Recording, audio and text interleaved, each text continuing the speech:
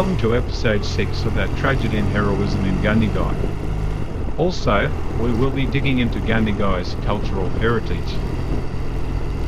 We are coming in from the west alongside the Murrumbidgee River. The Murrumbidgee River is extremely important as it supplies water to major irrigation schemes to the west.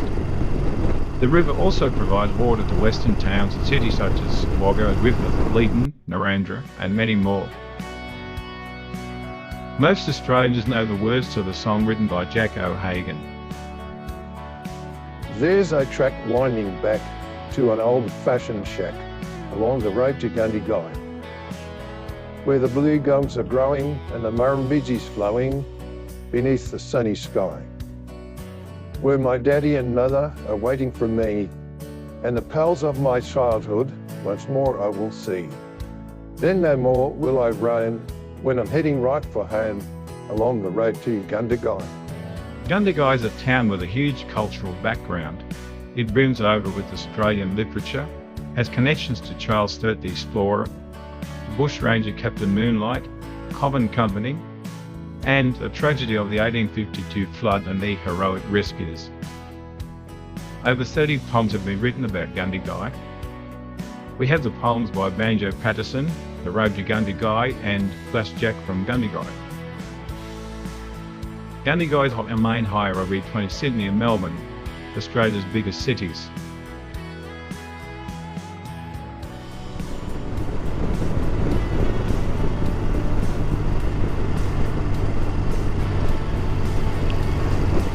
We're about to cross under the main highway connecting Melbourne and Sydney. Dual carriageway all the way, 850 kilometres. Gundagai, like many inland towns, was founded at a convenient crossing point of a river.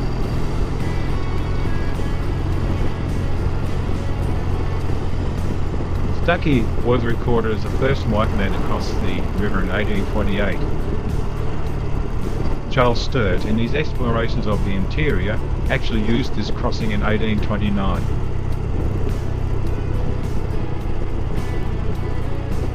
Many of the early streets are named after famous poets such as Homer, Sheridan, Otway, Virgil, Shakespeare and Milton.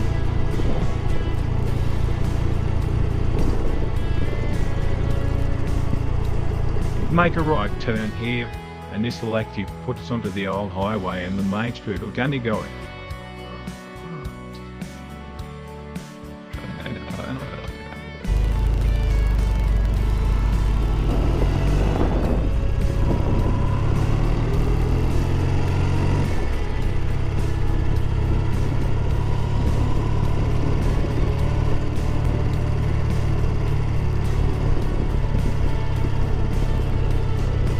There, up there on our right, is the famous Niagara Cafe.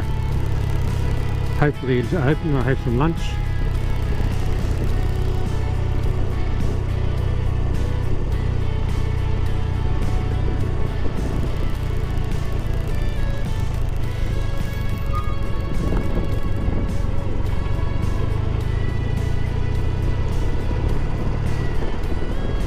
We've now turned off what used to be the old highway and we're on just a connecting road going across the Murrumbidgee River flats at the present time. There's no building going on here because it's on the flats and it's subject to flooding. Even with the major dams upstream, it can at times flood right through here.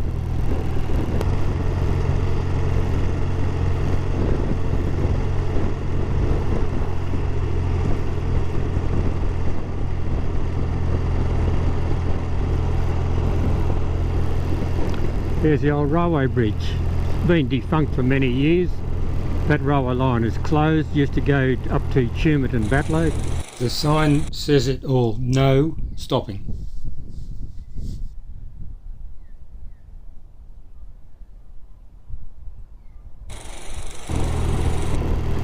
We are now to rejoin what was once the old highway. Hard to believe, but this bridge went all the way across the floodplain. Trucks used to use this road, and this used to be the main road between Sydney and Melbourne, 850 kilometres. There's a river down there,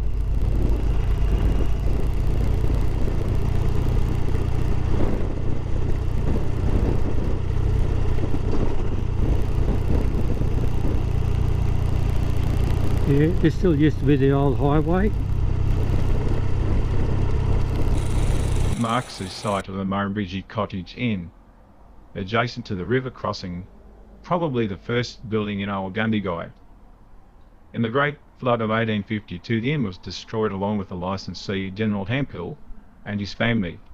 One child out of 5 survived by clinging to a tree, later to be rescued. This is not the site of the Rose Inn. Artefacts from the inn were found to the northwest on the other side of the road.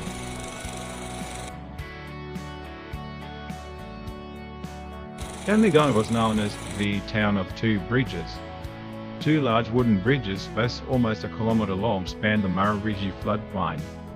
One bridge for road traffic, most of which has been removed, and the railway bridge, which remains but is in a state of collapse. Massive pylons there. I imagine they will be there in another 100 years' time.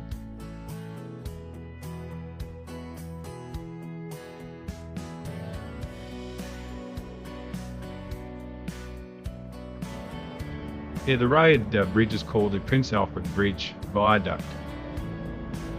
We're at the northern end rail viaduct. This is the old railway line here, no longer in use of course. And the road actually crossed over the railway at this point.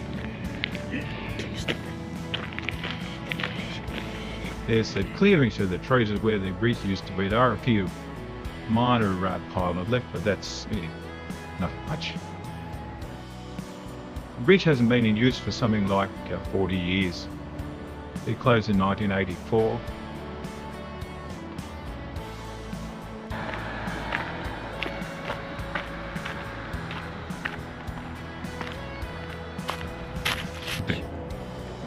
Showing the trusses.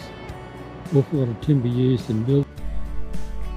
This is under what's left of the Prince Alfred Viaduct Bridge, and you see the amount of timber used that is constructed. This part is still in use.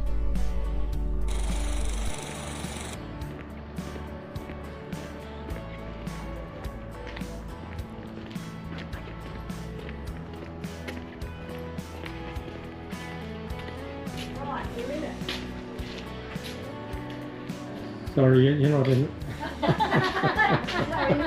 Do you want to be in it? There you go, you're in it. On to some lunch. The Niagara Cafe has been modernised to a large degree, and so it lost some of its old character, but still some character in the original construction still remains. And it's really quite an impressive place to stop at for something to eat and drink.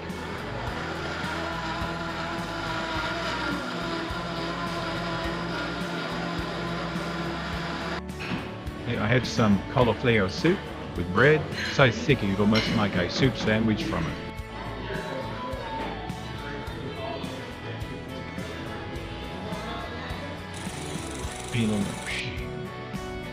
Gundagai was proclaimed a town in 1838. Settlers were building on the floodplain despite warnings from the local Aborigines about flooding. Interesting flood marker.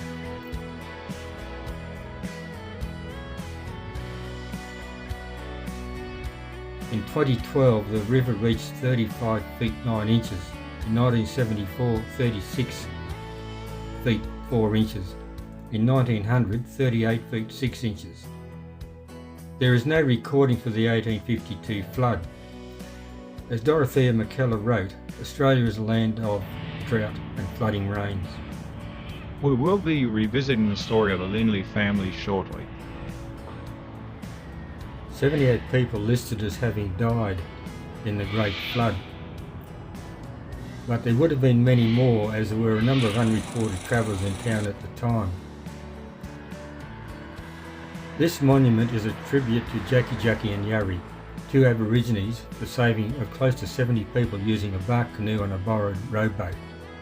2 others participated, Jackie Douglas and Tommy Davis. Yarri was permitted to demand 6pence from each resident. Both Jackie and Yarri received lifelong pensions from the residents and also engraved breastplates.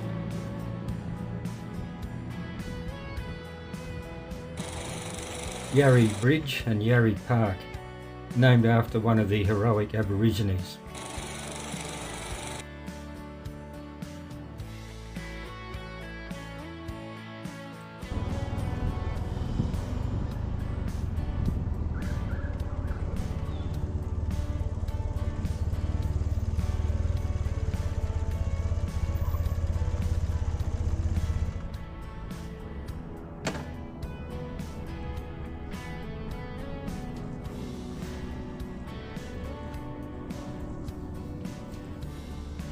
We revisit the Lindley family.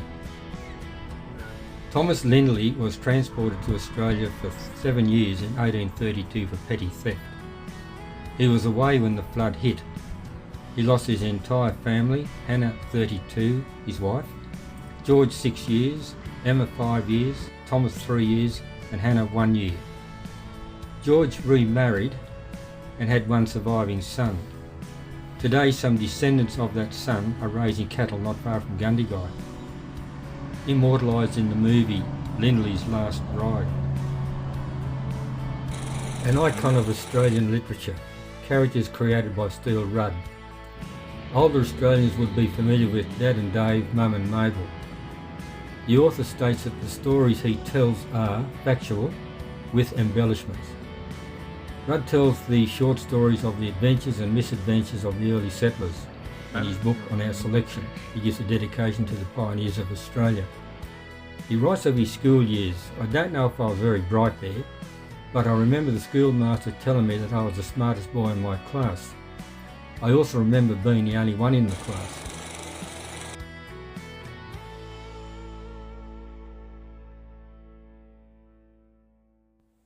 Captain Moonlite and his gang took 35 hostages near Watabadge. In the subsequent shootout, murdered Police Constable Bowen. 2 of the gang members also died. All hostages were released unharmed. Moonlite was incarcerated in Gundagai jail, then was retried in Sydney where he was hanged, along with one of his accomplices.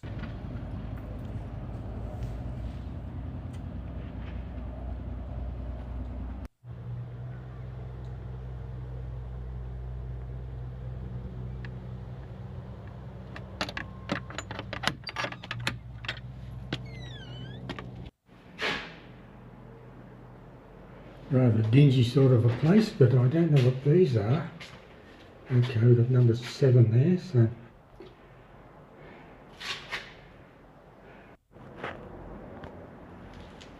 these 2 cells are in their original condition. So obviously here's the peephole for the water. We can see in there. I'll slide the bolt back, massive rope fingers.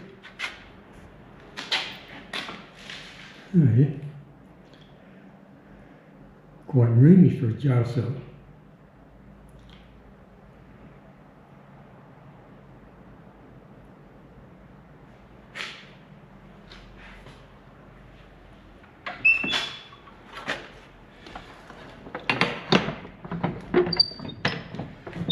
We won't go back in there, we'll go into this one. Oh, this must be the deluxe. It's bigger again.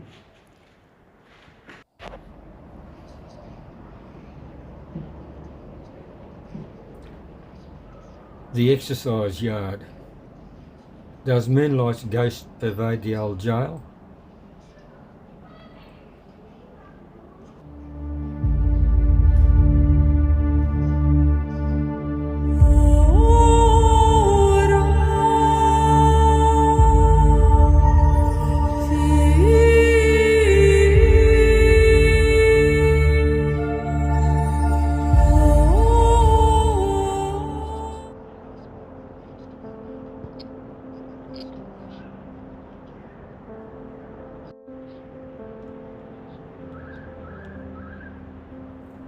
The jail no longer functions as a jail.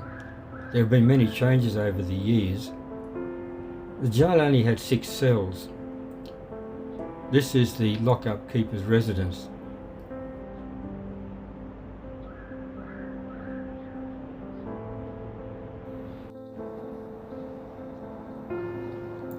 Signs of many changes and additions that have been made over the years.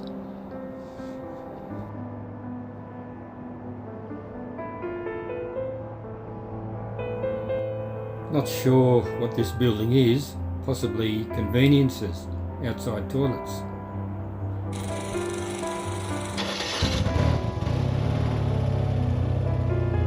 Next stop is the Dog in the Tuckerbox Monument, a Moor Australiana. It is a short trip of 8 kilometres to Snake Gully and the Dog in the Tuckerbox. It is on the main highway.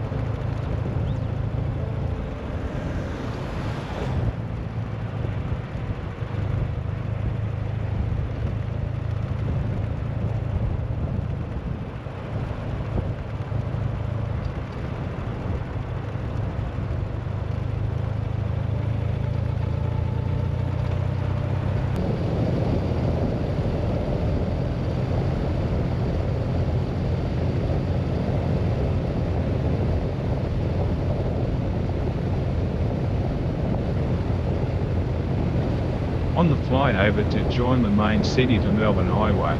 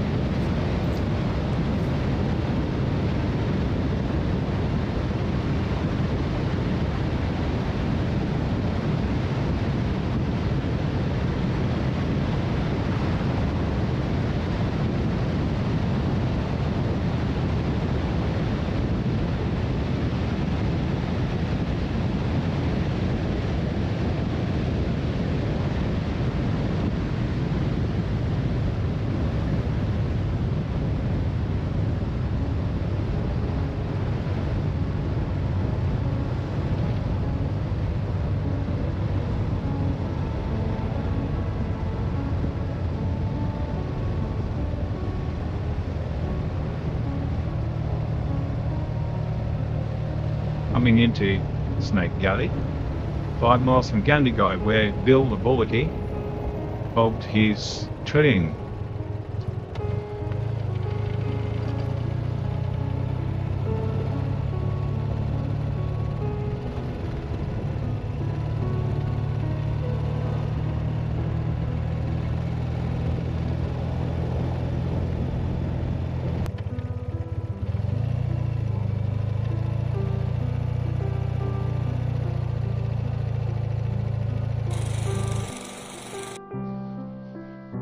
The famous dog on the Tuckerbox monument.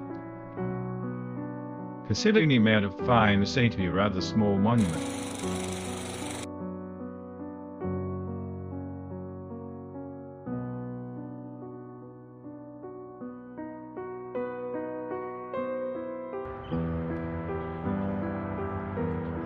The doggerel about Bill the Bullocky was credited with being the inspiration for this poem by Jack Moses. Why 9 miles from Gundagai? There are claims that the dog did more than just sit on the Tuckerbox, just add an H. Beautiful use of the English language. I've done my share of shearing sheep, or droving and all that. And the dog sat on the Tuckerbox 9 miles from Gundagai.